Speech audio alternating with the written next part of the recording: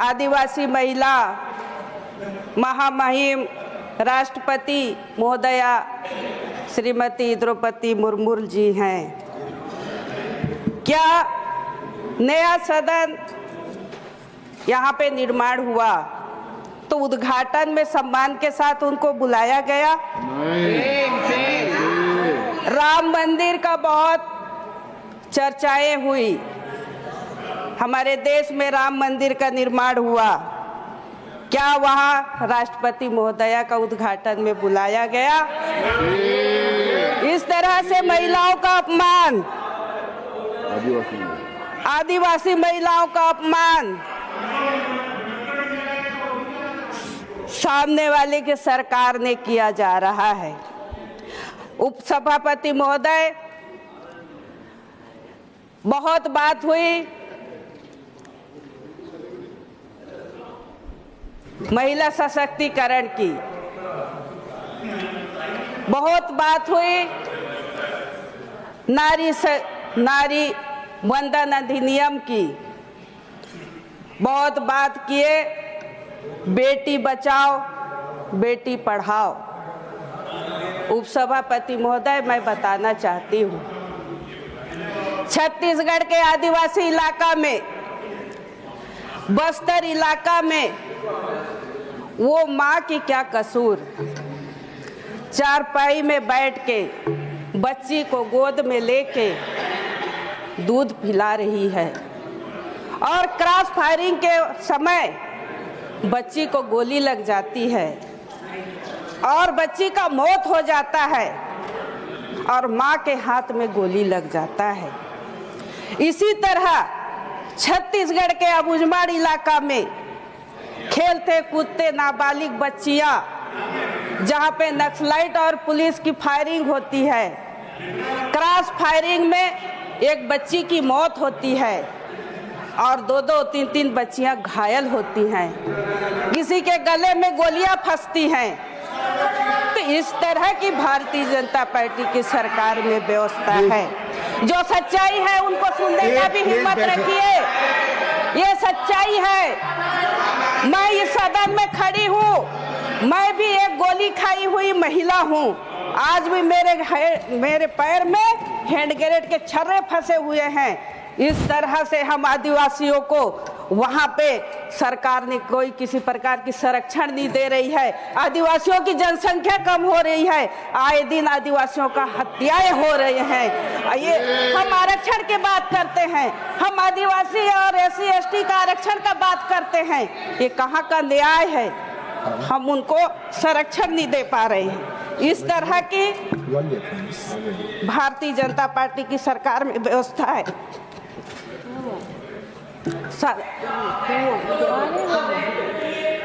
ठीक है, पानी पानी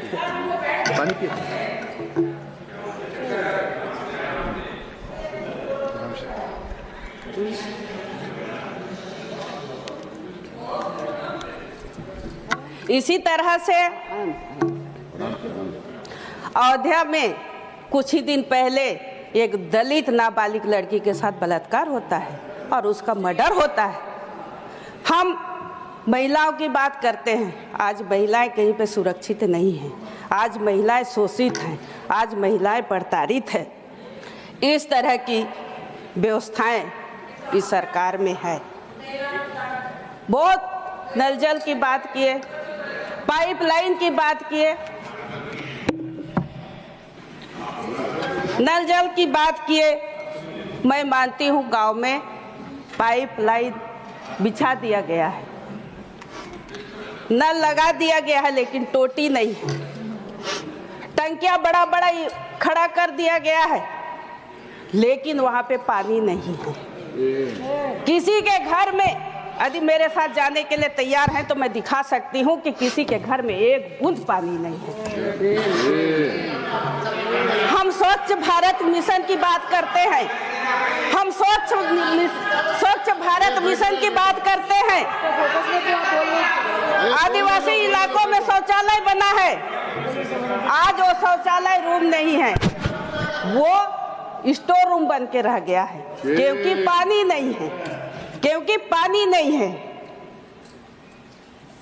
नारी शक्ति वंदन अधिनियम की बात करते हैं। लोकसभा और विधानसभा में महिलाओं की आरक्षण की बात हुई, ये तब ये पास हो गया, तब ये लागू होगा जब तक आप जाति जनगणना नहीं कराएंगे। जब तक आप जाति जनगणना नहीं कराएंगे तब तक ये लागू नहीं होगा, तब तक का इसको लाभ नहीं मिलेगा। हमारे किसानों ने खेती में भारत को शीर्ष पर पहुंचाया।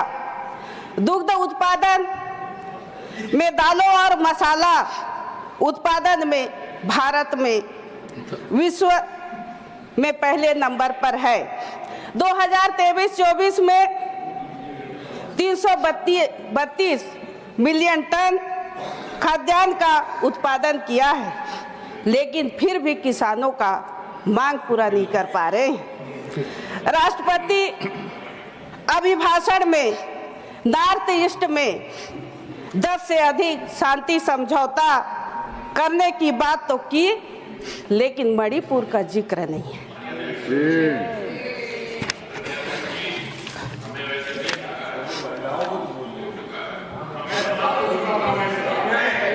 गैस सिलेंडर, उज्ज्वला योजना की बहुत बातें हुई।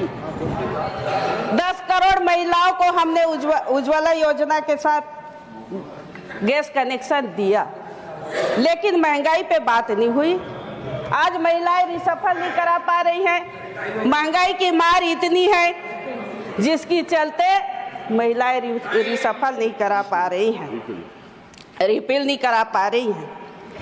महामहिम राष्ट्रपति महोदय जी ने अपने अभिभाषण पे महाकुंभ की बात की और मौनी अमावस्या पर हुए हादसे पर अपना दुख व्यक्त किया, लेकिन उनके दुख का क्या, जिन्हें अपनों की अभी भी कोई खबर नहीं।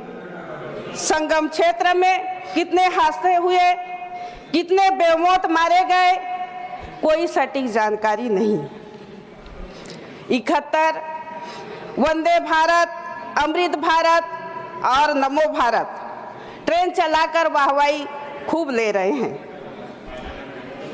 वाहवाही लूटने का खूब प्रयास किया जा रहा है, लेकिन हकीकत प्रयागराज के रेलवे स्टेशन में देखने को मिला। लोगों को समय टिकट कंफर्म नहीं हुआ, लोग रेलवे स्टेशन पर भटकते रहे। इस तरह की बड़ी ही विडंबना है। दुनिया की तीसरी अर्थव्यवस्था बनाए जा रहे हैं हमारे देश। फोर्ब्स की सूची में 10 स्थान में भी नहीं है। इस तरह की जो व्यवस्था बनी हुई है बड़ा ही दुखदायी है। खेलो इंडिया स्कीम विश्व स्तरीय खेल वातावरण देने की बात की। भारतीय क्रिकेट टीम में कोई दलित आदिवासी खेलता हुआ कभी नहीं दिखा। अगर हमारी बच्चे वहां नहीं पहुंचे तो सरकार की ही नाकामी है। हमारे आदिवासी बच्चे की प्रतिभा में कोई कमी नहीं। हमेशा आदिवासी एसटी के बच्चे में कोई प्रतिभा की कमी नहीं है, हमेशा आगे रहते हैं। पिछले 10 सालों में आदिवासी बहुल इलाकों में 30 नए मेडिकल कॉलेज खोलने की बात की, लेकिन ये भी बता दे कि उस मेडिकल कॉलेज में कितने दलित बच्चे, कितने आदिवासी बच्चे वहां पे दाखिला हैं। आदिवासियों की बात आई तो धरती आबा जनजाति ग्राम उत्कर्ष अभियान, पीएम जनमन योजना, एकलव्य मॉडल आवासीय विद्यालयों में जैसा योजनाएं पर सरकार खूब वाहवाही ले रही है। हमारे लिए अगर इतना ही विचार करते हैं तो आबादी के हिसाब से बजट आवंटन क्यों नहीं करते? सप्लान का पैसा अपनी सभी योजनाओं में डालकर जनजाति कार्य मंत्रालय को जो बजट मिला वह तो ऊंट की मुंह के जीरा बराबर है। बैकलॉग में भर्ती नहीं हो रही है, सरकारी नौकरियां नहीं हो रही हैं, तो समाज का उत्थान कैसे होगा? आज इस विषय पर विचार करने की आवश्यकता है। बहुत हुई महंगाई की मार। आप लोगों ने कहा था कि नोटबंदी होगी, विदेश से काला धन आएंगे, हर एक के खाते में 15-15 लाख जमा करेंगे। मैं आप लोगों से पूछना चाहती हूँ, क्या आप 15 लाख हर एक के खाते में जमा किए?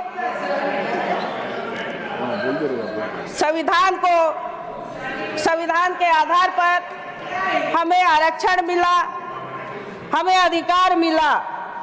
उस अधिकार, उस आरक्षण को भी छीनने का आप लोगों ने काम किया है। चुनाव के समय बहुत आप लोगों ने बड़ी बड़ी बातें की, लेकिन जहां पे लोगों का फायदा दिलाने वाली बात आती है तो पूछने पर तो आपके माध्यम से कहा जाता है कि ये तो चुनाव था, चुनावी जुमला था। इस तरह बातें करके हमारी देश की जनता को ठगने और लूटने का काम करते हैं। मैं एक ग्रामीण इलाका की आदिवासी महिला हूँ। निश्चित तौर पर गांव में आज भी देखने को मिलता है कि घड़ा में सर में उठाकर पानी भरते हैं। कहीं पे तो हैंडपंप भी नहीं हुआ करता है तो झरिए का भी पानी पीते हैं। खाली भाषणों में और कागजों में लिख देने से, जानकारी देने से काम नहीं होता। फील्ड में कुछ भी नहीं है, फील्ड में कुछ भी नहीं है। तो अध्यक्ष महोदय, उपसभापति महोदय, आज की स्थिति में मैं महंगाई और जो ST-SC का इस सरकार ने विश्वास खोया है, शिक्षा की व्यवस्था आज भी ठीक नहीं है, क्योंकि आपने रोजगार देने की वायदा की, नौकरी देने की वायदा की कि स्कूलों में शिक्षक की व्यवस्था नहीं है। कई स्कूल ऐसे कादार्थ में हैं जो SC-ST इलाके हैं, शिक्षक नहीं होने के नाते स्कूल और कॉलेज भी बंद होने की स्थिति में हैं। आज महिलाएं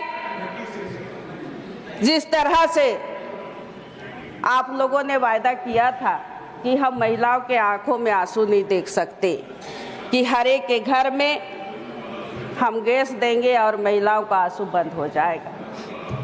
महंगाई के कारण आज भी महिलाएं रो रहे हैं, आज भी महिलाएं दुखित हैं, आज भी महिलाएं पीड़ित हैं। आज 10 साल पहले की बात करें तो निश्चित तौर पर और 10 साल आप पीछे ढकेल दिए। संक्षिप्त करिए। धन्यवाद अध्यक्ष महोदय, आपने मुझे बोलने का अवसर दिया। महामहिम राष्ट्रपति के अभिभाषण पे और हमारे पार्टी के ओर से धन्यवाद आपका। मेरा नाम चयनित किए, मैं आप सबको धन्यवाद देती हूँ। धन्यवाद।